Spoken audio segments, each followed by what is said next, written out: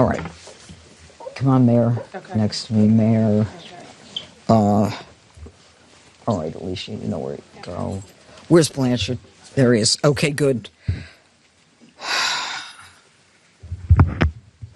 You know, it seems like we've been here before. Is this working? Is this on? Where's... It's working? All right. Thank you all for being here on this difficult day. As you know, my name is Jeanine Pirro. I am the United States Attorney for the District of Columbia, and I am joined here by several individuals who represent agencies who have been working around the clock since this horrific event happened. To my left, we have the director of the FBI. We have General Leland Blanchard of the National Guard. Mayor Bowser is here as well. We have Frank Saldana of the DEA, Chris Hecht of DHS, Executive Assistant Chief Jeffrey Carroll of the MPD, Darren Cox of the Washington FBI Field Office, and a Special Agent in Charge, Samuel Ward of the ATF in Washington. Now, I want to provide you with an update on the tragic shooting that occurred on two brave members of the West Virginia National Guard as they served in Washington, D.C. Unfortunately, today, as most families join together to give thanks for the blessings that have been bestowed upon them, two families are shattered and destroyed and torn apart as a result of the actions of one man. First and foremost, our hearts go out to the victims and their families. These are dedicated service members who were performing their duties in service to our nation, and they are currently in critical condition. They have undergone surgery. We pray for their well-being as they continue to be cared for in the best possible way. We have been in constant contact with their families and have provided them with every resource needed during this difficult time. The two National Guardsmen that we're talking about are Sarah Beckstrom, who's 20 years old, and Andrew Wolf, who is 24 years old.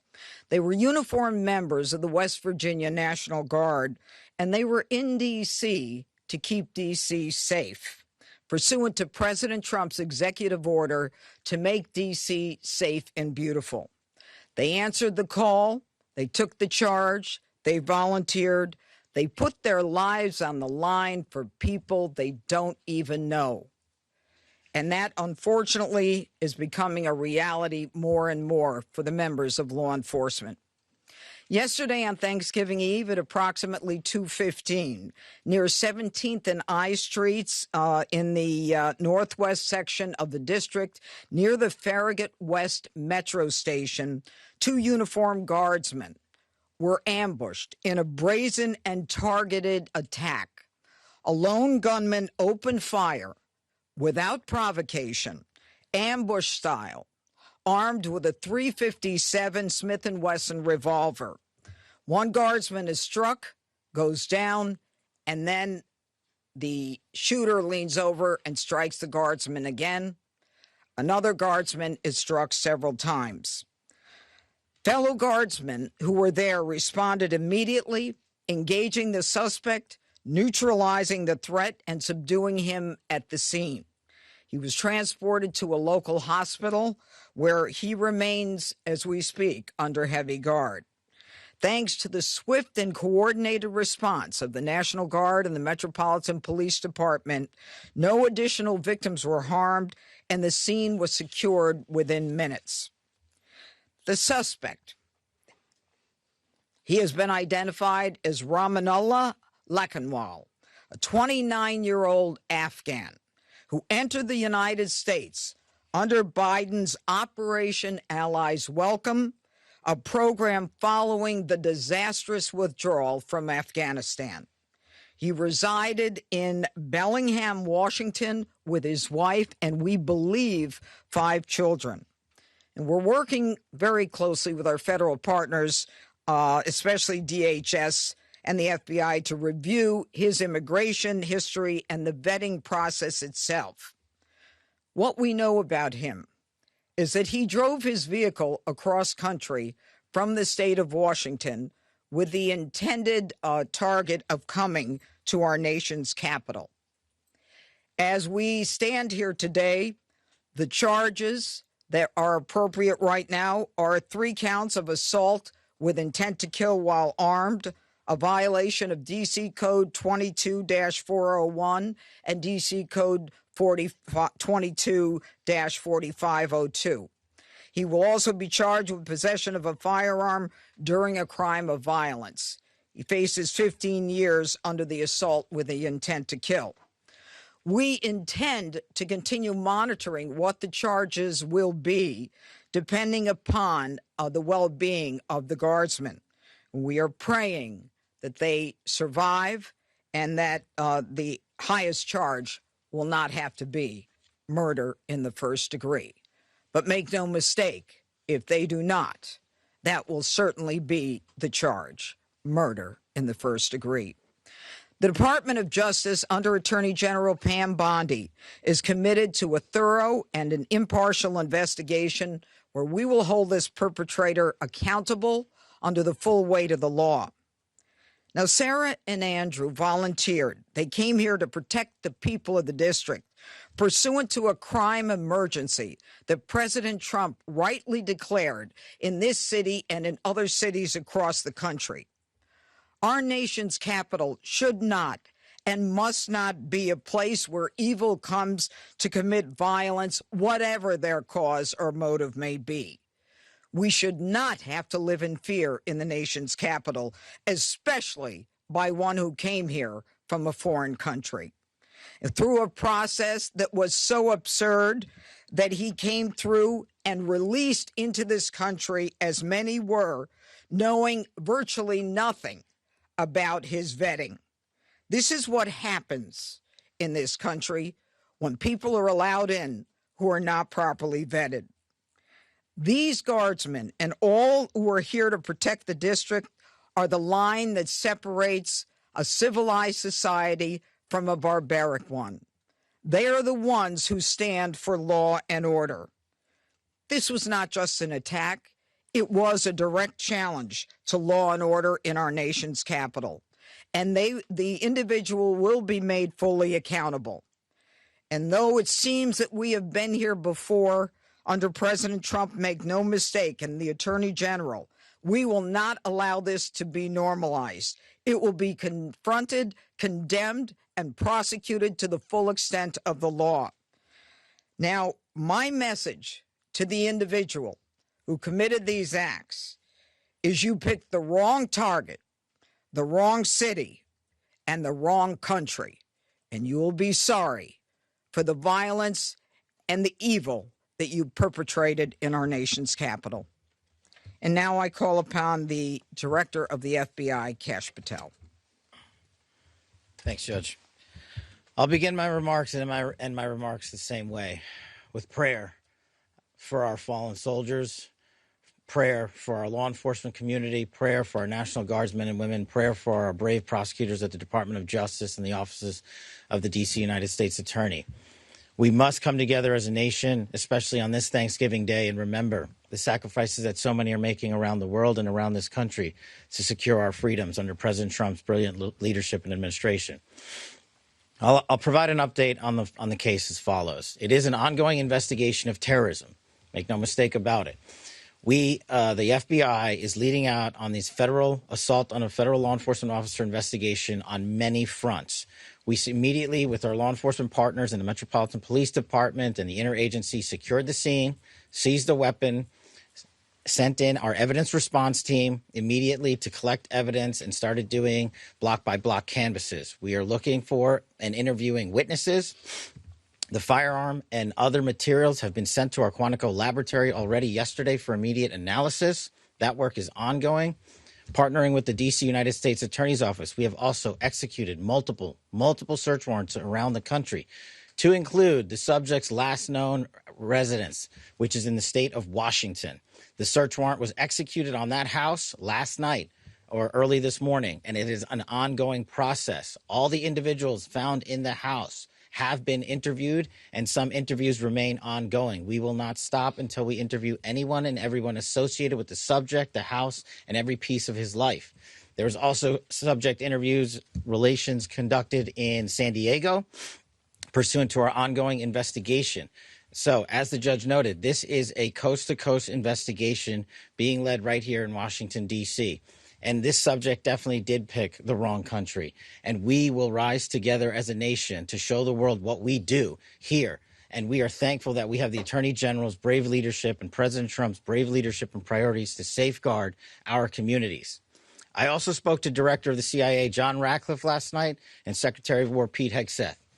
There is confirmation now that the subject had a relationship in Afghanistan with partner forces.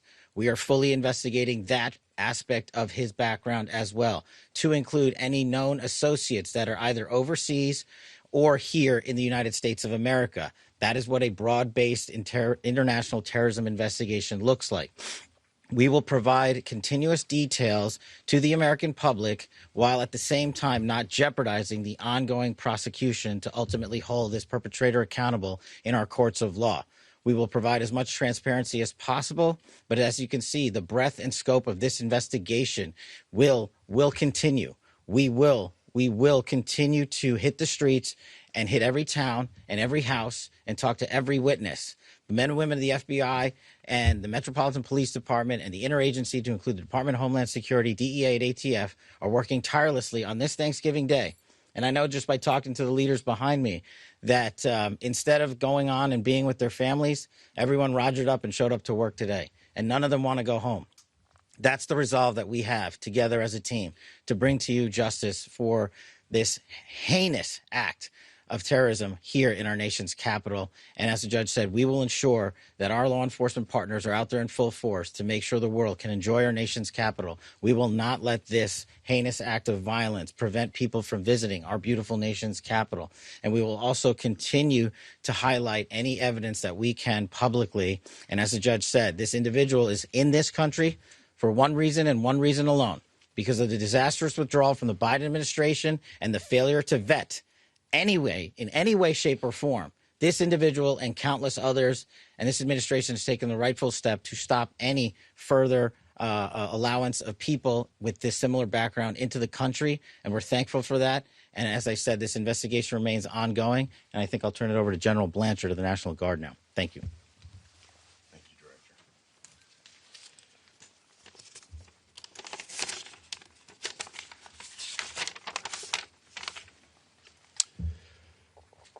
All across America this morning, families are waking up. They'll spend the day with their children, their brothers, sisters, husbands, wives, friends from across the community.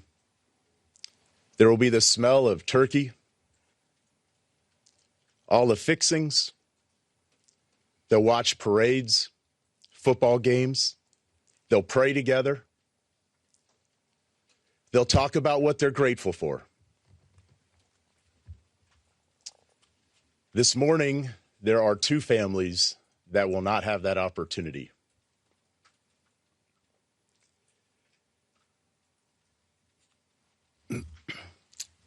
Andy and Sarah's families, they're spending the day reflecting on the past.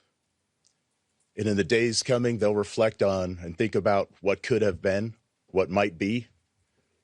Because regardless of the outcome, we know that their lives, their families' lives are all changed forever.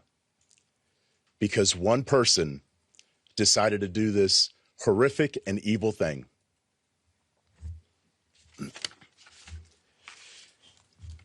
And all across America, we are also reminded that there are many law enforcement agents, first responders, soldiers, service members all around the world who at best will come home, eat some cold turkey,